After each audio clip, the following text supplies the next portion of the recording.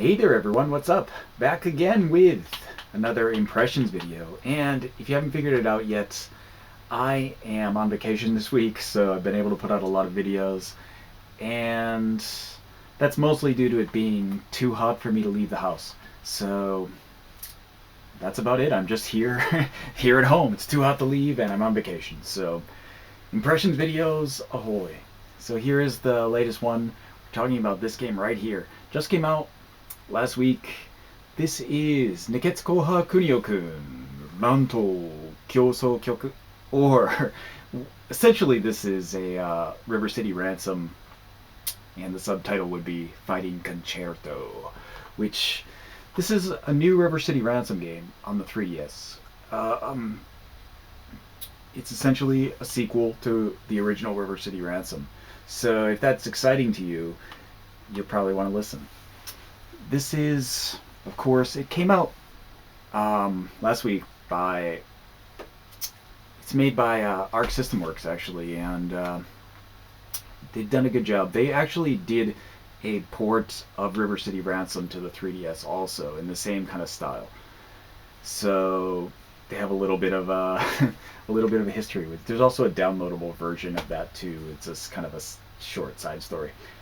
But anyway, this is Nekketsu Kouha Kunio-kun, or it's essentially a River City Ransom game though. So anyway, let's talk about it. So if you played River City Ransom, you know it's originally a Famicom game, a Nintendo game, and it stars Kunio, or I don't know what his name is in the English version actually. I actually owned the English version as a kid. It was one of the games I owned, so I honestly don't remember if his name was Kunio in that. I don't think it was actually. Anyway, not important. I'm going to be referring to them by their Japanese names because those are the ones I know better. But anyway, this game is essentially an 8-bit game. I mean, it's not, technically it's not, but it looks like an 8-bit game in that the sprites for the characters, and it does use sprites, are 8-bit characters like you'd expect from River City Ransom. They're the same. They're actually a little bit more detailed, and I'll get into that, but essentially it's like a new version of an 8-bit game, like how the Mega Man games came out that were 8-bit versions. This is like that, except on the 3DS and River City Ransom. So essentially, you've got a new River City Ransom game in the same style as the original. You run around town, you fight gangs, I guess, and you go to shops to get books and health and items, and that's about it. It's kind of a 2D side-scrolling beat 'em up, kind of with some types of RPG elements. You actually do level up. You have stats. You have special skills you can learn. It's essentially an RPG beat 'em up, as is River City Ransom. You can't really deny that. But anyway, this game is it's a sequel. It's definitely a sequel. They reference the previous game, River City Ransom. A lot of the characters show back up. Plus, it gives a lot of references to the other Kunio games. So I'll go into that actually, because a lot of the Kunio games weren't called. Obviously they're not called that in the U.S. So if you've played Super Dodgeball on the Nintendo also, there are some sequels, but essentially it's the 8-bit version is Super Dodgeball, and there are elements of that in here. You have special moves from that game that you can use while fighting. You can also actually play Dodgeball. There is a multiplayer option where you can play with up to 4 people in a kind of battle dodgeball arena. There's actually a 4-player fighting arena also you can play with, which is cool. It's cool also because you can do it with one cart. So if you only have one cartridge, you can play with 4 people. You can do the kind of what's it called, software sharing, which is It's cool. I like games like that. It's fun because you can bring it with you and play with people who have 3DSs around, which is nice. Every once in a while, I go to this kind of gamers event in Tokyo when it happens. Whenever it happens, I go. But always there, people were bringing these kind of 4-player, everyone can download games, and mostly we just play Tetris because nobody else has anything. But this one will be a good addition to that, I think, because it's kind of it's fun and quick. You know, you can pick these kind of like nostalgic characters from the various Kunio games and fight in an arena with either fighting or dodgeball. So it's kind of cool. But that's not the main story. There is a story. And the main story does involve a lot of the characters from the previous games. So you'll find that you run around town and you have kind of side quests that are like part-time jobs. They're referred to as part-time jobs in the game. But they're essentially side quests, so you have to like find these certain like special bosses to fight, or find, you know, defeat this many enemies, or find this kind of lost. There's a lost dog quest that keeps coming up, and you have to keep finding it. There's stuff like that. It's very River City Ransom. It's goofy, and there's lots of kind of jokey dialogue and characters, and you know, overall, it kind of hits like a real good note for that kind of nostalgic feeling you have for 8-bit games. Well, I mean, I have specifically. I don't know if you guys do, but I personally do, because this is a game it's a game I grew up with. The original Renegade and, of course, River City Ransom are games that I played a lot as a kid.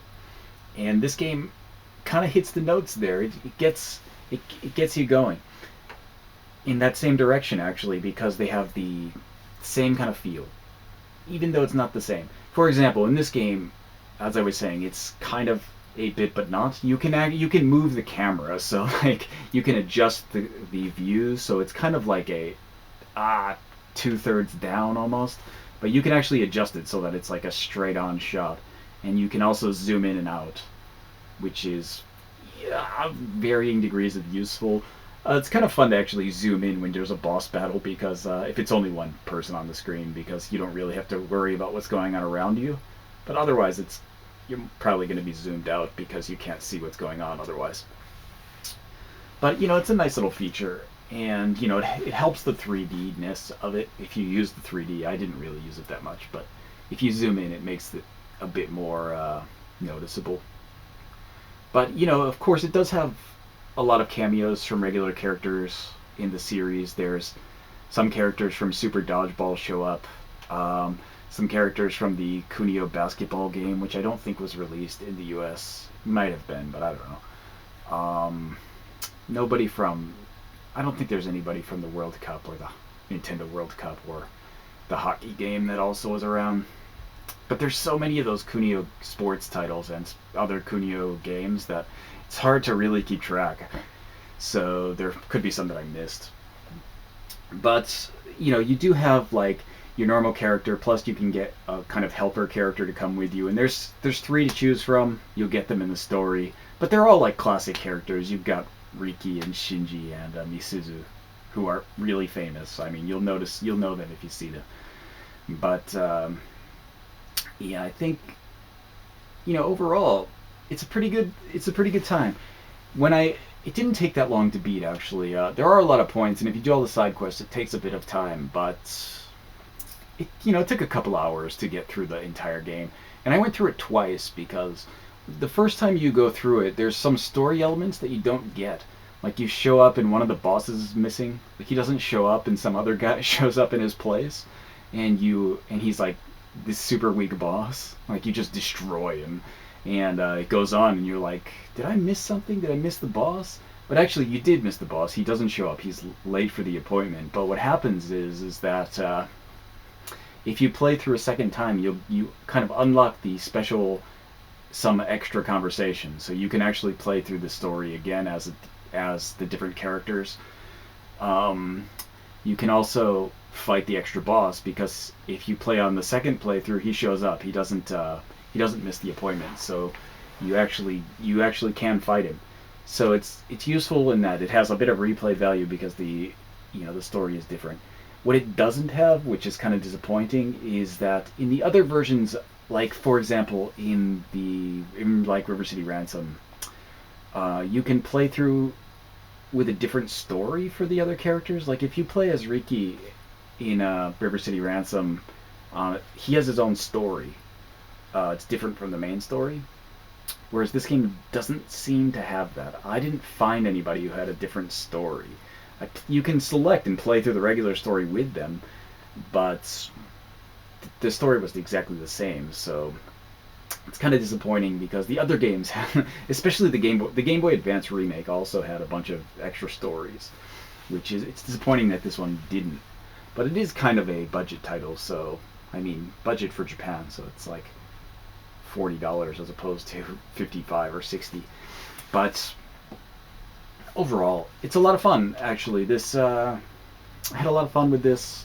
It's the kind of thing where, like, when I get that kind of River City Ransom itch, I can just play this because it's, it does everything well. I mean, there's also the straight up River City Ransom remake on the 3DS also. So if you have both of those, you're pretty much set for your River City Ransom. The DS has a bunch of the sports collections for the sports games, which are also pretty fantastic for a lot of reasons, especially dodgeball. But this one, with the dodgeball elements and the entire like new story for River City Ransom, it's good stuff. So if you're looking for it, just came out, and I don't think they printed a lot of these actually. I went to the store and they didn't have a lot of copies, but again, it's there. It actually wasn't. It didn't even get a review in Famitsu when it came out last week, so it's pretty interesting that it's kind of flown under the radar, even though it's a new River City Ransom game. And I want to say that the original also kind of had that same thing on the 3DS. It came out, and it didn't sell that many, or they didn't print that many, because it's pretty rare now. It's rare to see it, and it's even more rare to get it for a cheap price, because everywhere I see it, it's actually more expensive now used than it was when it came out new. So if you're looking to play this game and you have a Japanese 3DS, you should probably pick it up soon, because I have a feeling that it's going to end up the same way, where it's just going to kind of go up in price, or at least not go down in price. So, you might as well get a new one. Another bonus was that it actually came with a full soundtrack, and not like a 5-song sampler kind of soundtrack, like a 24, 26 track soundtrack, which is got a lot of kind of River City Ransom music and remixes and stuff on it, which is really nice. It's actually pretty cool. So that was it was a good buy, I think. Kept my beat 'em up kind of classic 8-bit beat 'em up, fire going, I guess. So yeah, that'll about do it for this. This is this is Nekketsu Kouha Kunio-kun. What is that? Rantou Kyosoukyoku. And yeah, check it out. It's pretty good stuff. If you like River City Ransom, obviously, if you don't like 8-bit style games, or you think like this has to be more modern or I'm not going to like it, you probably won't like this either. But if you like 8-bit games, and especially if you like River City Ransom, you'll love this, because it's more of the same. So, alright, see you guys next time.